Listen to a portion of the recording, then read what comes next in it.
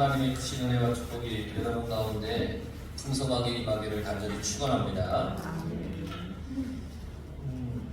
모세가 시내산에서 하나님으로부터 십계명을 받고 40일을 하나님과 함께 있었고, 그리고 백성들은 산 밑에서 있었는데 모세가 늦게 내려오는 것을 보고는 불안해서 아론을 통해서 금송아지를 만들어 달라고, 그래서 금송아지에게 절을 하고 쉽게 말하면 난잡한 그러한 행위들을 많이 했습니다. 그래서 하나님께서 진노하여서 백성을 다 멸절하리라 그렇게 마음먹으셨는데, 모세가 필사적으로 하나님께 중보기도해서 하나님께서 그 마음을 돌이킨 것을 우리가 34장 이전에 있었던 말씀이었어요. 대시방 때문에 오후 예배를 한 몇 주간 안에서 그 전에 뭘 했나 하고 잊어버릴까 봐 지금 대충 제가 이렇게 대략적으로 간략하게 설명을 해드렸어요. 기억들 나시죠? 네, 이제 그 이후에 이제 사건이에요. 너는 돌판 둘을 처음 것과 같이 다듬어 만들라. 모세가 아까도 말씀드렸지만 시내산에서 이렇게 처음 하나님으로부터 하나님이 친히 만든 두 돌판에 십계명을 하나님께서 친히 쓰셔서 모세에게 주었는데, 모세가 그걸 들고 내려오다가 백성들이 금송아지를 만들어서 우상 숭배하는 걸 보고 화가 나서 그걸 집어 던졌잖아요. 그래서 깨졌어요. 그리고는 이제 그 모든 사건이 있은 후 하나님의 그 진노하심을 모세가 기도함으로써 하나님의 마음을 돌이킨 후에 하나님께서 다시 모세를 시내산으로 부르세요. 모세가 깨뜨린 돌판을 이번에는 직접 다듬어 만들어서 올라오라 그랬어요. 처음 갔을 때는 하나님이 직접 만드셨지만 이번에 올라갈 때는 모세에게 그와 같은 돌판을 직접 너가 다듬어서 가져와라. 그럼 어떤 느낌이냐면 그런 거 있잖아요. 여러분, 하나님이 직접 만들어 주신 그 돌판에 비해서 모세가 이게 이제 만들어 갈 이 돌판은 신적 권위와 위험이 상당히 떨어지는 거예요. 그렇지 않겠어요? 여러분, 하나님이 직접 만들어서 주신 거하고 내가 만들어서 올라간 거하고 거기에는 신적 권위와 위험이 분명히 차이가 있겠죠. 감수가 의미가. 이스라엘 백성들은 자신들의 범죄로 인해서 하나님께서 직접 만들어 주신 돌판을 간직하지 못하게 되었어요. 죄로 인해서. 그래서 모세에 의해 만들어진 돌판을 가지고 갈 수밖에 없었어요.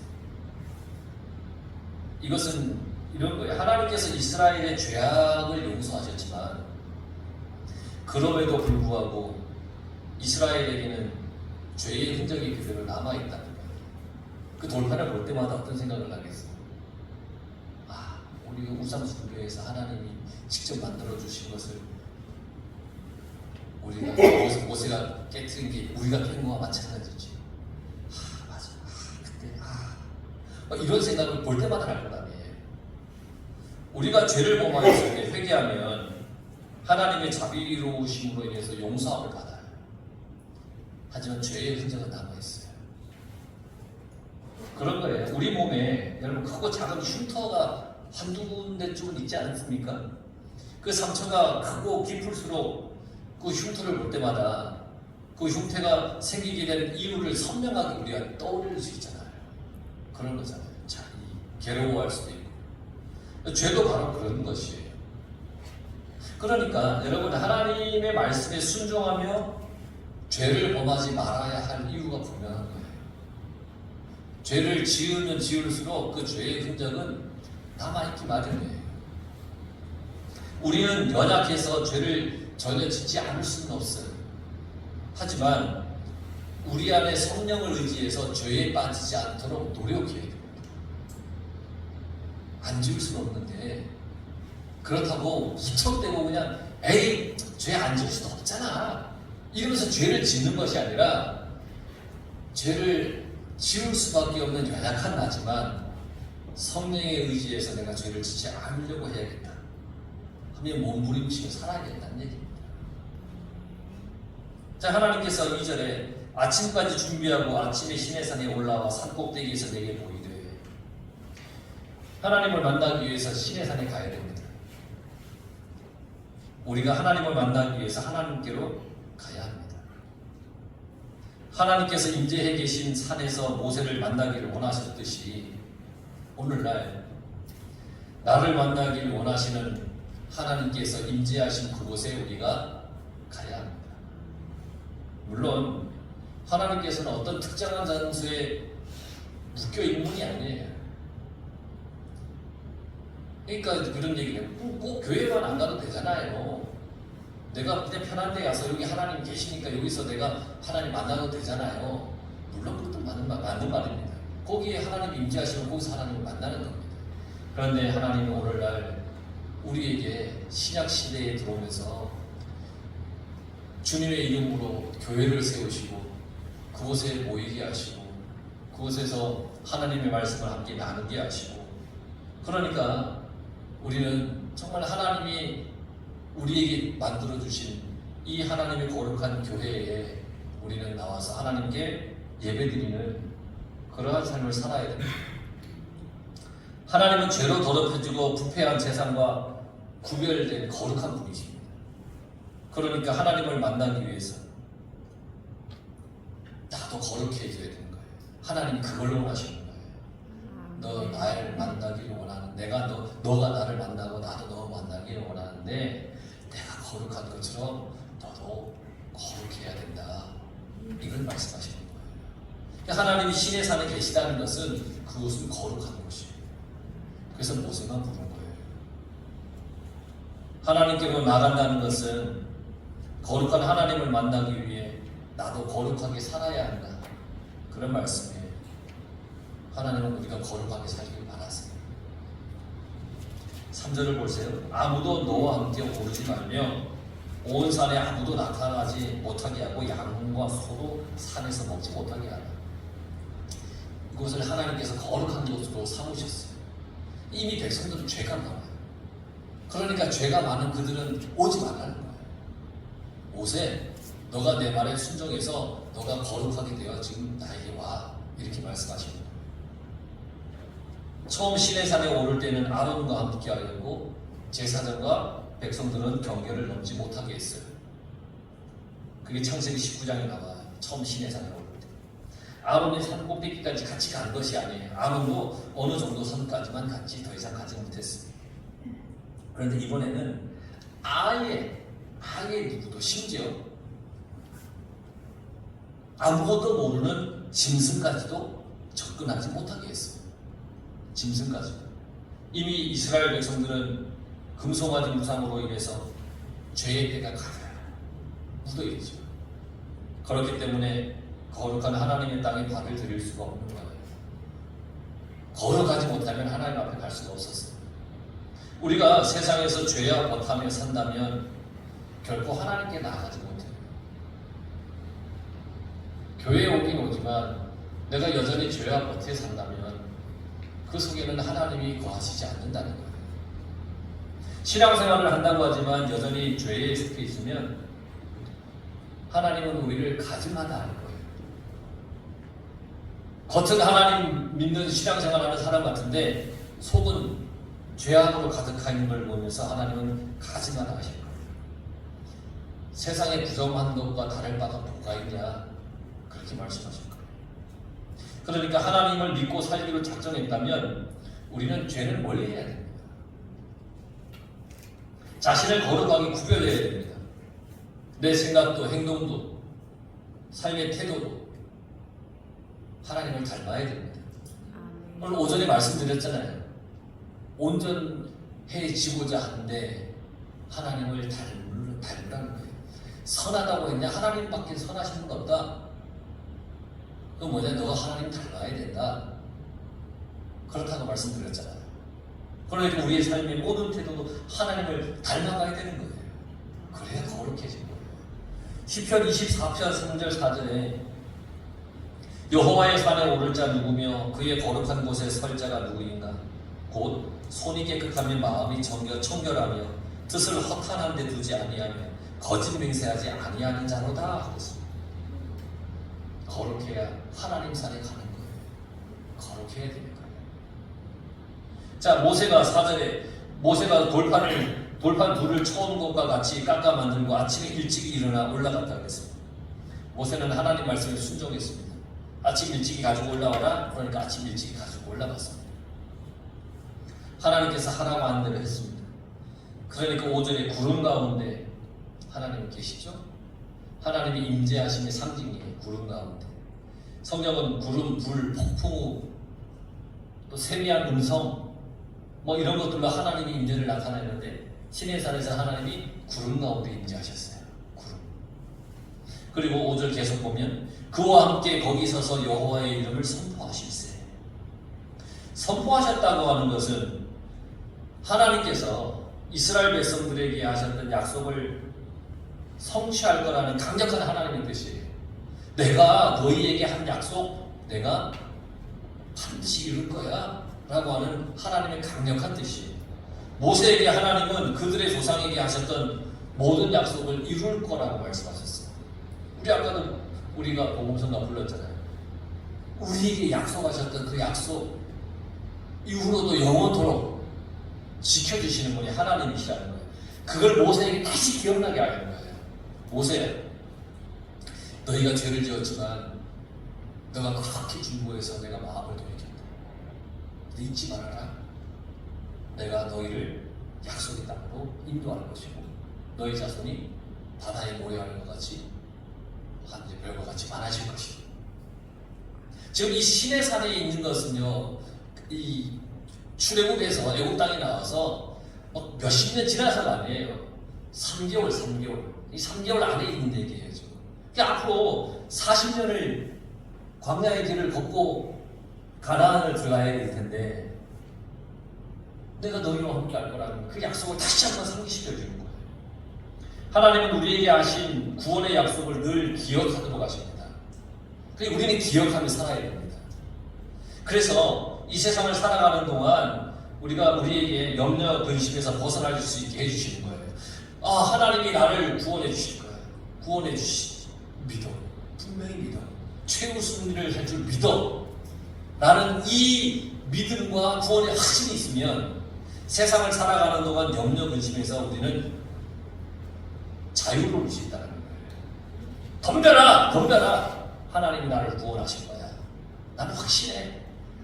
그러니까 나에게 다가오는 염려 근심 걱정이 나를 괴롭히고 힘들게 하는 것이 아니라 오히려 이겨낼 수 있는 그런 것이라는 거예요. 내가 구원받은 하나님의 자녀라고 하는 사실은 소망이 있는 거예요. 은혜가 있는 인생이라는 거예요. 십자가와 부활이 사실이기 때문에 죄사함도 영원한 생명도 있는 것이에요.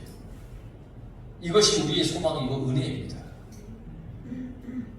그러면서 하나님께서 6절에 여호와라 라고 말씀하셨어요.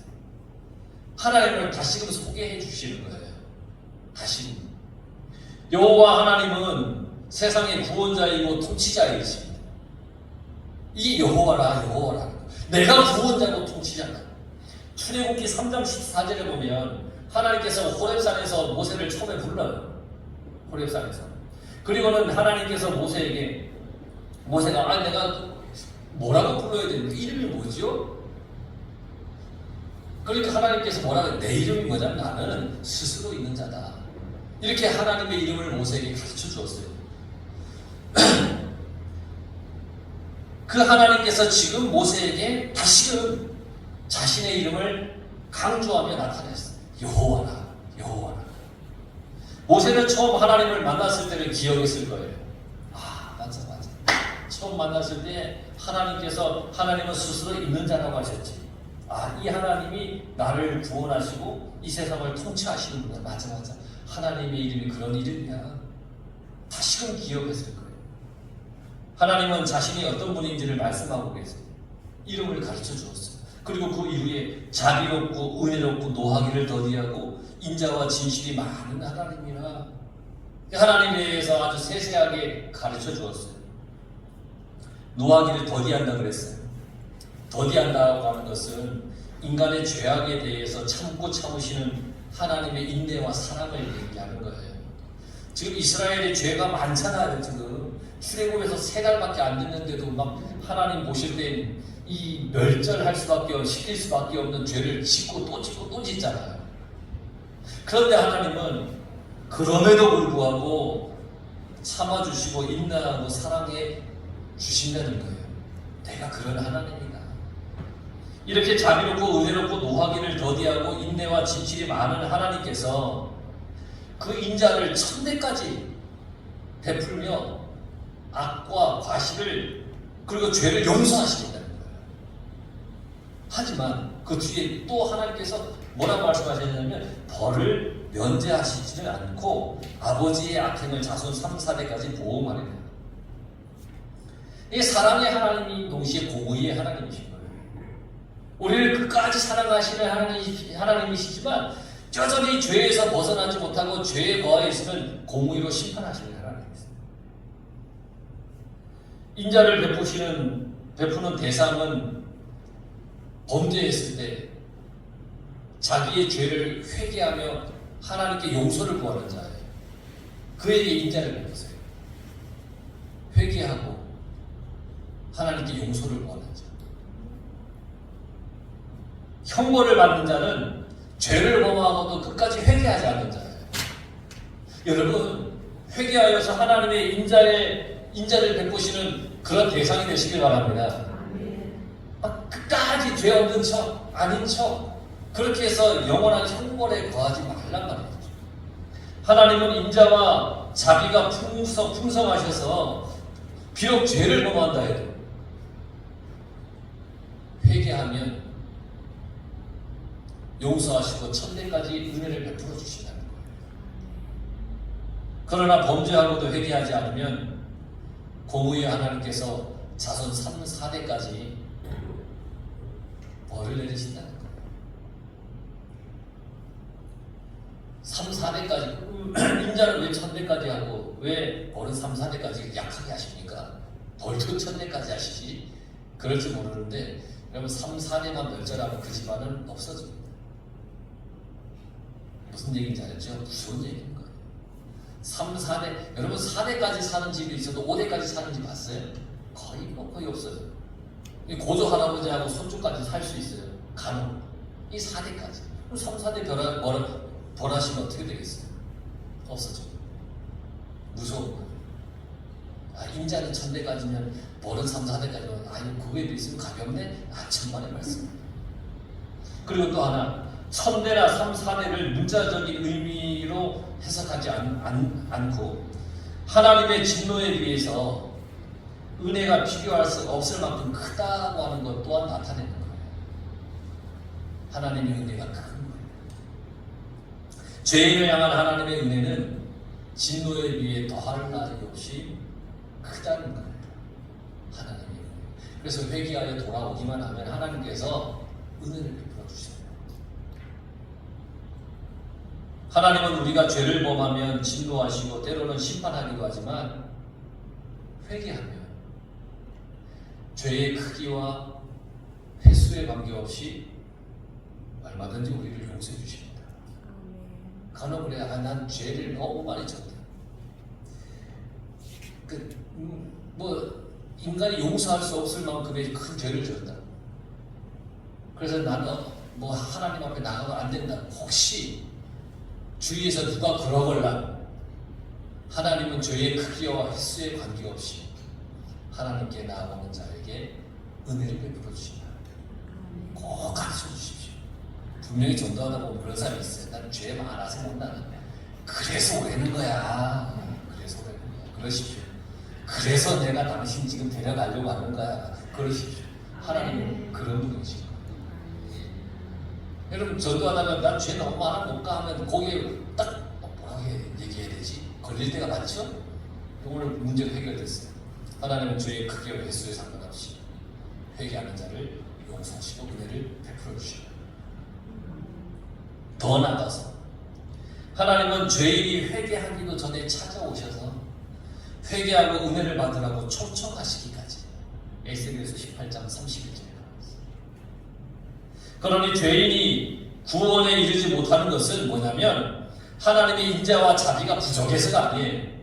죄인이 구원에 이르지 못하는 것은 하나님의 풍성한 인자와 자비를 멸시하고 끝까지 자기 죄를 회개하지 않기 때문이라는 거예요.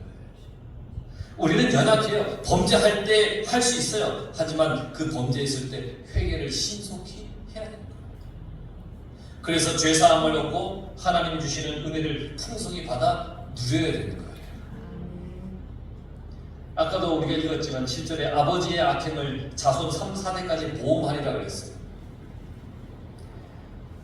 이 말씀이 가볍게 잘못 해석을 하면 아버지의 죄가 자손에게 전가되지 않느냐 이런 의미로 받아들일 경우도 있는데 그런 얘기는 전혀 아니에요. 죄가 전가되지도 않아요.